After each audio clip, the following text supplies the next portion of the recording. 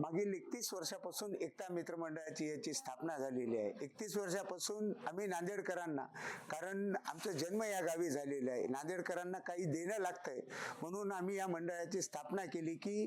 दरवर्षी काही ना काहीतरी घडते, काही लोकांना घडत नाही म्हणून वयोवृद्ध वगैरे लोक आहेत त्यांना इथं दर्शन घडावं या हेतूने आम्ही दरवर्षी काही ना काही देवस्थानाचा इथे देखावा निर्माण करतो। यावर्षी आम्ही भगवान बालाजीचे भव्य असे तिरुपतीचं मंदिर इथं सर्वांसाठी उभं केलेलं आहे। आवाहन करतो की